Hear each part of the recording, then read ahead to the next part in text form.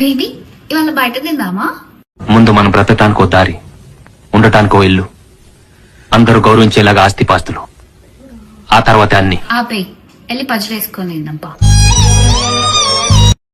నిద్ర రాని వాళ్ళు ఎవరైనా సరే 10 ఏళ్ళై పెళ్లి అయిన వాళ్ళు మంచి పుస్తకం తీసుకోండి, చాలా తొందరగా వస్తుంది. ఇంకా రాలేదనుకోండి, జపం మొదలు పెట్టండి, ఒక క్షణంలో వస్తుంది. ఇంకా రాలేదనుకోండి, భార్యతో మాట్లాడండి, వెంటనే నిద్ర వస్తుంది. ఎందుకంటే మన మనస్సుకి ఇవి నచ్చవు. వంటలో ఏ రకాలు వచ్చే నీకు? వేడినీళ్ళు వండుతా, ఉడకబెట్టిన గుడ్ల పైన పెంకులు తీస్తా, అబ్బో టీ కాస్తే వడకడతా.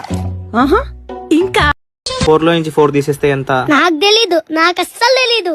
సరే, ఇప్పుడు షాప్ కెళ్ళి 4 ఇడ్లీలు తెచ్చుకున్నావు. 4 ఇడ్లీలు తెచ్చుకొని తినేసినావు. ఇంకెన్ని ఉంటాయి?